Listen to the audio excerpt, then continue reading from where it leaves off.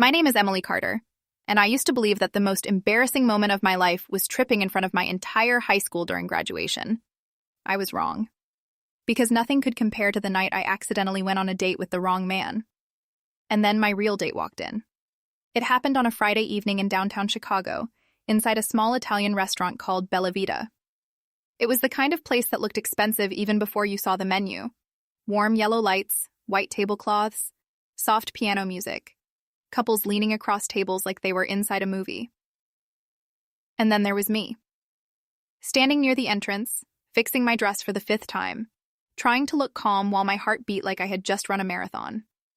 I had not been on a proper date in almost 2 years. After my last relationship ended, I promised myself I would focus on work, healing, and becoming the kind of woman who no longer begged anyone to choose her. My ex, Daniel, had left me with a very simple lesson. Sometimes the person who says they love you is also the person slowly teaching you to stop loving yourself. So I stayed single. I built my life back piece by piece. I got promoted at work. I moved into my own apartment. I started going to the gym. I learned how to eat dinner alone without feeling lonely. And then my best friend, Sophie, decided enough was enough. "You need to date again," she said one night while sitting on my couch, eating my popcorn like she paid rent. I rolled my eyes. "No, I need peace." "Peace is good," she said, "but so is getting dressed up and letting a man pay for pasta." That was Sophie, romantic in the most practical way.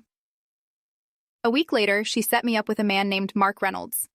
She said he was 32, worked in architecture, liked books, hated small talk, and had a kind face. I didn't know what that meant, but Sophie said it like it was important.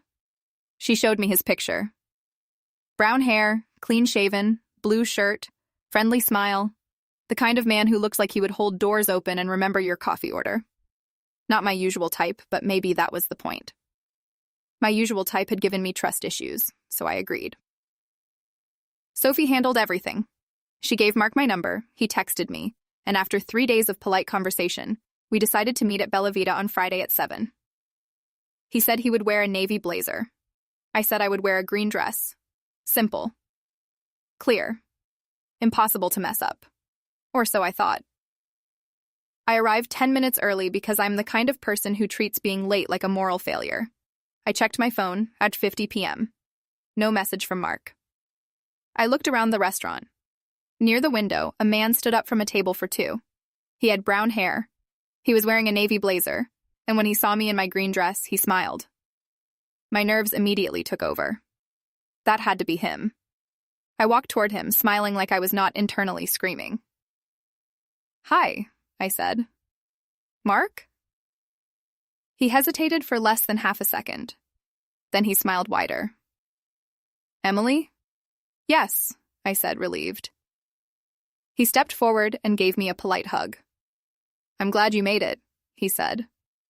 His voice was warm, calm, confident. I sat down across from him and tried not to stare too obviously. He was handsome. More handsome than the photo Sophie had shown me, actually. His hair was darker, his jaw sharper, and his eyes were not blue. They were hazel. But restaurant lighting can change things, I told myself. Also, men always look different in pictures. Besides, he knew my name. That was enough proof, right? The waiter came by with menus. "Would you like wine?" the man asked. I smiled. "Maybe just 1 glass?" "Red?" "Perfect." He ordered smoothly, like he had been there before. Then he looked at me and said, "You look beautiful, by the way." I felt my cheeks warm. "Thank you. You look nice, too." "Nice?" he repeated, pretending to be wounded. I laughed. "Very nice. That's better." And just like that, the awkwardness began to melt. For the first 15 minutes, everything felt normal. Better than normal, actually. He was easy to talk to, funny without trying too hard. He asked questions and actually listened to the answers. Not once did he check his phone. Not once did he talk over me. Not once did he bring up his ex, complain about women, or ask me why I was still single like I had failed an exam. I remember thinking, maybe this is what healthy feels like. "So," he said, leaning back slightly, "what made you agree to tonight?" My best friend bullied me. He laughed. Honest answer. I respect it. She said I needed to stop acting like dating was a crime scene. And is it? I looked down at my glass. Sometimes it feels like one. His expression softened. Bad experience? I smiled a little, but it did not reach my eyes. Something like that. He didn't push. That surprised me. Most people want the full story right away, like pain is entertainment. But he just nodded and said, "Then I'm glad you came anyway."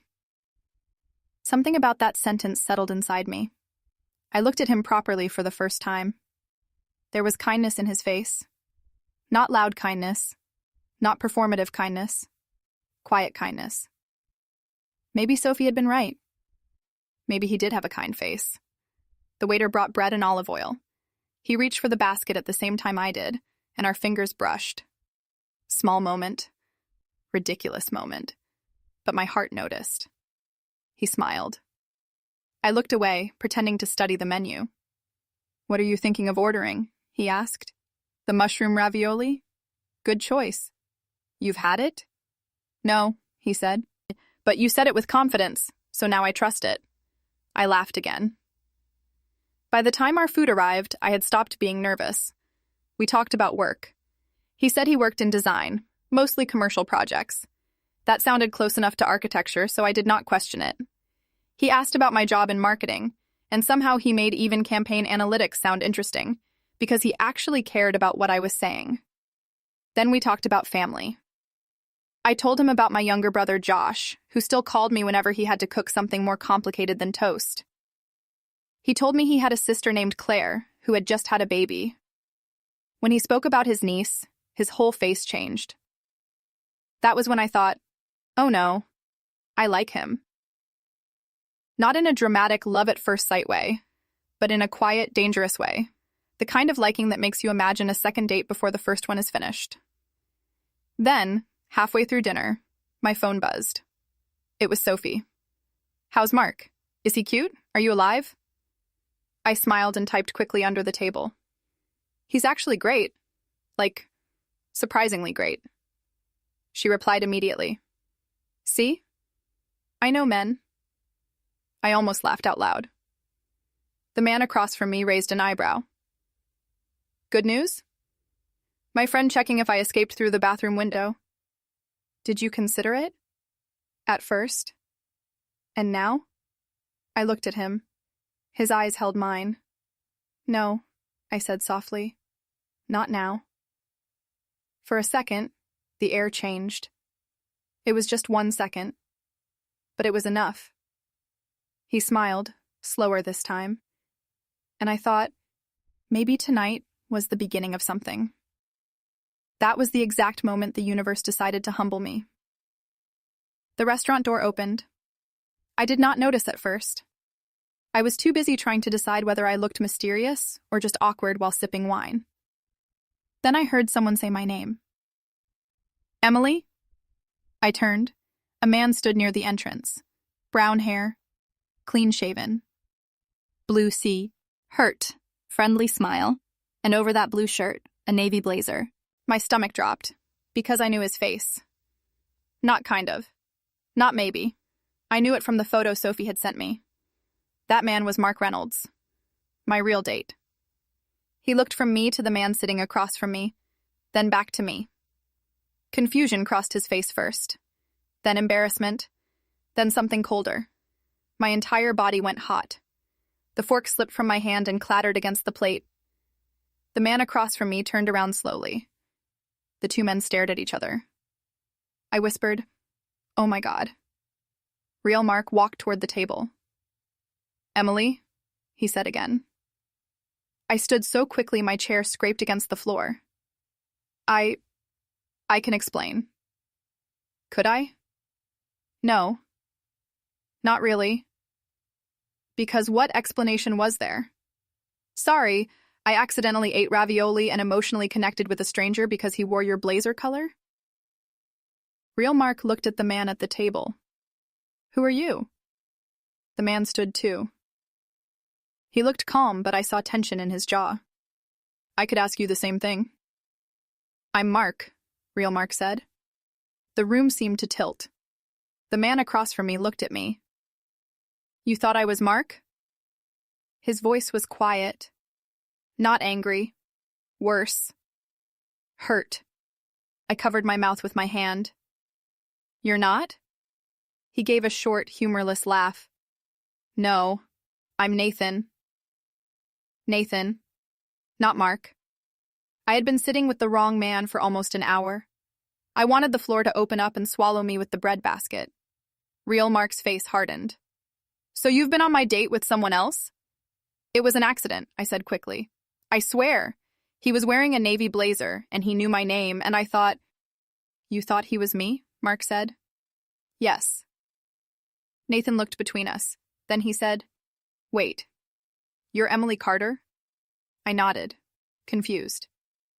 He ran a hand through his hair and let out a breath. "I was supposed to meet an Emily, too." Silence. The three of us stood there like the beginning of a terrible joke. Mark frowned. "What?" Nathan glanced toward the E. In trance. "Emily Foster, from a dating app. Green dress. Bella Vita, 7 o'clock. I looked down at my dress. Green. Bella Vita. 7. Of course. Of course there were 2 Emilys, 2 navy blazers, and 1 restaurant. Because apparently my life had turned into a badly written romantic comedy with emotional damage. The waiter approached carefully. "Is everything all right here?" No one answered.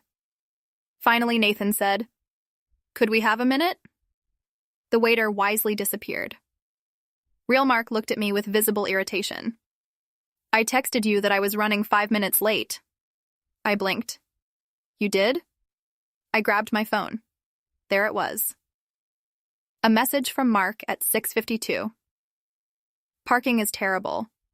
I'll be there around 7:05, sorry." I had not seen it because I was too busy having accidental chemistry with Nathan. "I'm so sorry," I said. Mark looked embarrassed now, and maybe a little angry. "I walked in and saw you laughing with another guy. I know how it looks, but I honestly thought he was you." Nathan spoke quietly. "To be fair, I thought she was my Emily." Mark gave him a look. "That doesn't make me feel better." "No," Nathan said. "I imagine not."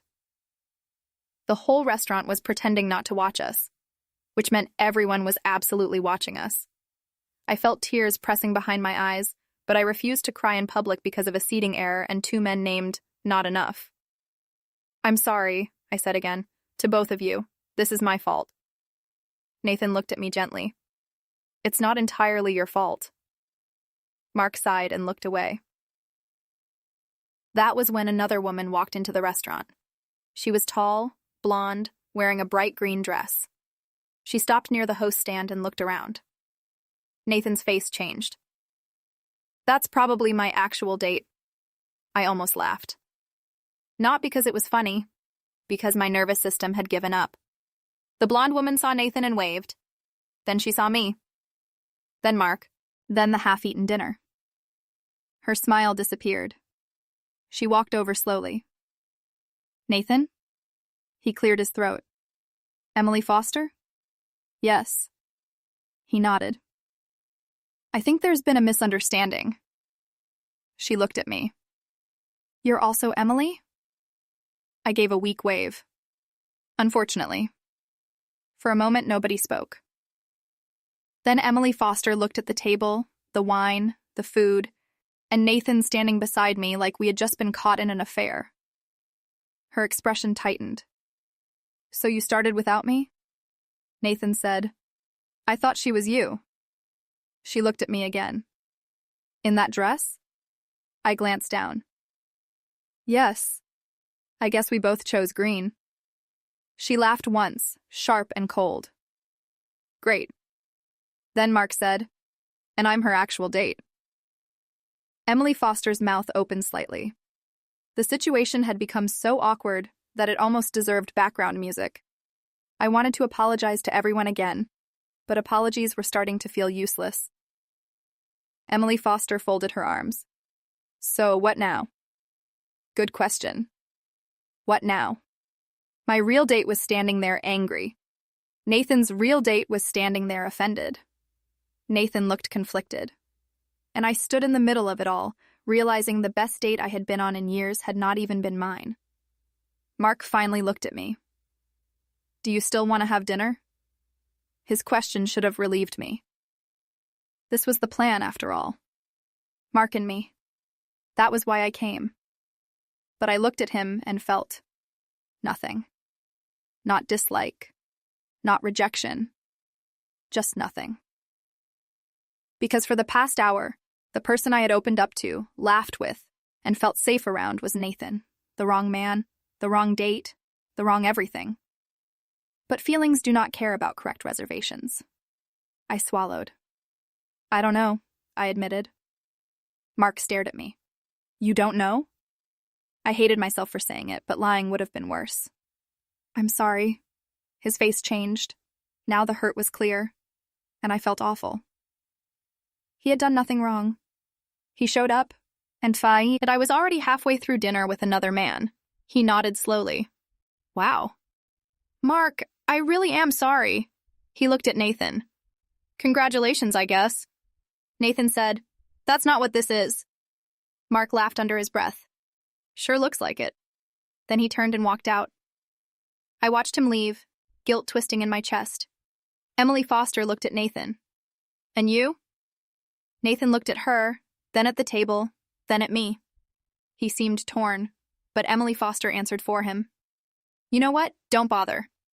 She turned and followed Mark out. And then it was just me and Nathan. Standing beside a table full of food that suddenly looked like evidence. The restaurant slowly returned to normal, but I could still feel eyes on us. I sat down because my legs felt weak. Nathan sat across from me. For a few seconds, neither of us spoke. Then I said, That was horrible. He nodded. Extremely. I think I ruined 4 people's night. He looked at me. I helped. That made me laugh despite everything. Then I covered my face. I am never dating again. Seems dramatic. I accidentally dated the wrong man. True. My real date walked in. Also true. Then your real date walked in. Unfortunately true. And now 2 people probably hate us. Maybe 3, if the waiter had a bet going. I laughed again, and that made everything worse. Because even after the disaster, Nathan still made me feel comfortable. I looked at him and said, What are we supposed to do now? He leaned back. The responsible thing would be to apologize, pay, and leave separately. Yes, I said. That is definitely what mature adults would do. Yes. Neither of us moved. He looked at the ravioli. You still hungry? I stared at him. Nathan. What? The food is already here. I should have left. I know that. A better person would have left immediately. But I was embarrassed, overwhelmed, and strangely unwilling. Aimed to end the one good thing that had happened by accident. So I picked up my fork. This is a terrible idea. He smiled. Probably. We finished dinner. Not like before. The mood was different now. More honest. More fragile. The illusion had been broken, but something real remained beneath it. We talked about how ridiculous the situation was. Then we talked about our real dates. He told me he had matched with Emily Foster 2 days earlier and almost canceled because he felt exhausted by dating apps. I told him Sophie had forced me to come because she believed pasta could heal emotional trauma. He laughed at that. Sophie sounds dangerous. She is. Then the conversation grew quieter. He asked, Why were you nervous tonight? I looked at my glass. Because the last time I trusted someone, I chose badly. He nodded. I understand that. You do? My ex-fiancé left 3 months before the wedding. I looked up. His eyes had changed.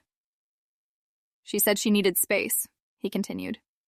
Then moved in with the coworker she told me not to worry about. I winced. I'm sorry. Me too. There it was.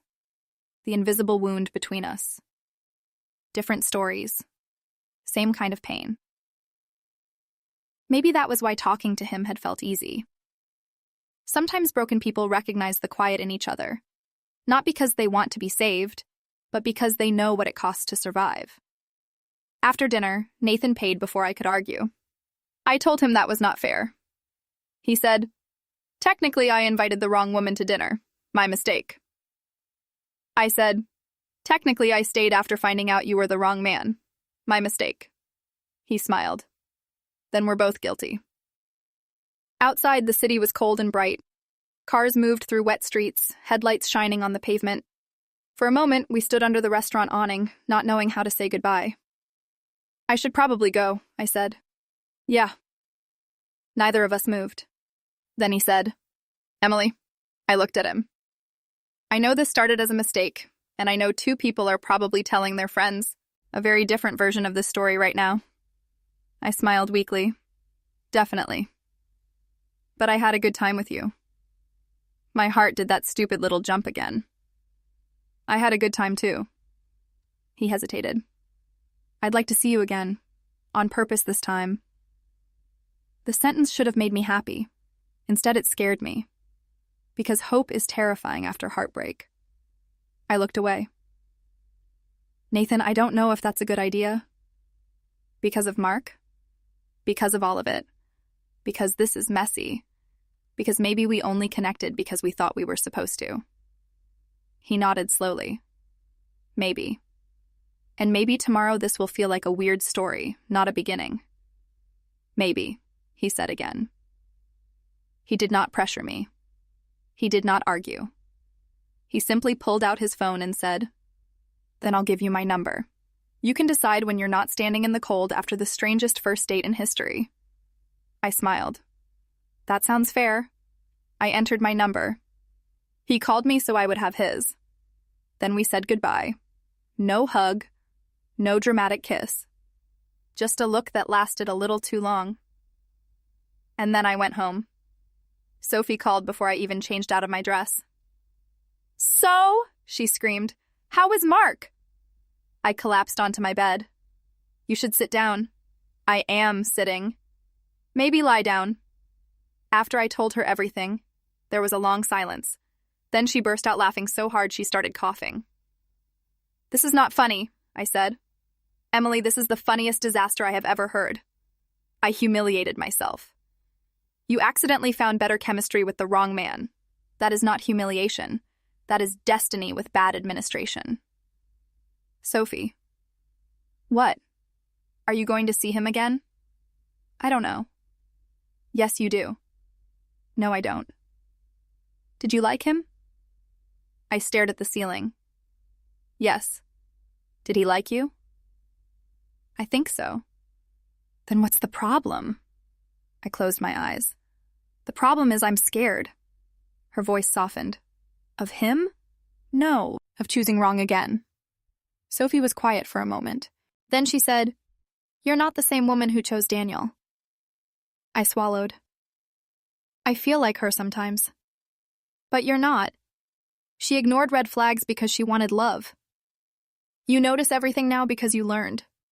That's not weakness, Em. That's growth." I wanted to believe her. For 3 days, I did not text Nathan, but I thought about him constantly. I thought about his laugh, the way he listened, the way he looked hurt when he realized I thought he was someone else, the way he still stayed kind. On Monday evening, I finally texted him, "Hi, this is Emily, the wrong one." He replied 2 minutes later, "Hi, this is Nathan, also wrong." I smiled so hard I felt ridiculous.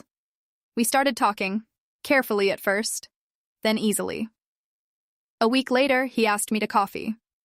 This time, I arrived late on purpose. Not very late. 3 minutes. Just to prove to myself the world would not end. Nathan was already there, wearing a gray sweater. No blazer. He stood when he saw me. "Emily Carter?" he asked. I smiled. "Nathan Brooks?" "Just confirming." We laughed. That coffee date turned into a walk. The walk turned into dinner. Dinner turned into more texts, more dates, more quiet honesty. It was not perfect. Perfect is what people pretend at the beginning when they are trying to impress each other. This was better. It was careful. Real. Sometimes awkward. Sometimes scary. But real. 2 months later, we ran into Mark. Of all places, at a bookstore. I saw him first. My stomach tightened. Nathan noticed immediately. "You okay?" "That's Mark." Mark looked up and saw us. For a moment, I expected anger, but he walked over with a small smile. "Emily," he said. "Hi, Mark." Then he looked at Nathan. "Nathan?" Nathan nodded. "Hey." There was a pause. Then Mark said, "For what it's worth, I'm dating someone now." Relief washed through me. "That's good. I'm really happy for you." He smiled. "Her name is not Emily, so that helps." I laughed, and even Nathan chuckled. Mark looked at me more seriously. "I was upset that night, but honestly, you two made more sense in 5 minutes than we probably would have made in an hour." I did not know what to say. "I'm still sorry," I said. "I know." Then he wished us well and walked away. That moment released something in me. A guilt I had been carrying quietly. Nathan squeezed my hand. "You okay?" I nodded. "Yeah, I think I am." 6 months after the accidental date, Nathan took me back to Bella Vita. I told him that was dangerous. He said he had made a reservation under both our names just to be safe. The same waiter recognized us. I wanted to disappear. Nathan smiled and said, "Table for the correct Emily this time." The waiter laughed. And for once I did not feel embarrassed. I felt grateful. Because life is strange.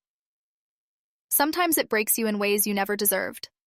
Sometimes it sends the wrong person to the right table. Sometimes the plan falls apart so something better can walk in wearing a navy blazer. I used to think love had to arrive perfectly to be real. Now I know sometimes it arrives through confusion, bad timing, awkward silence, and a dinner reservation that belongs to someone else. That night, as Nathan sat across from me, I looked at him and remembered the first moment I saw him near the window. Brown hair, navy blazer, warm smile. Wrong man, right feeling. He raised his glass. "To mistakes," he said. I smiled and raised mine. "To the good ones."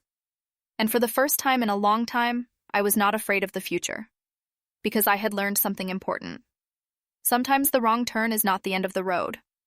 Sometimes it is the road that finally takes you where you were meant to go.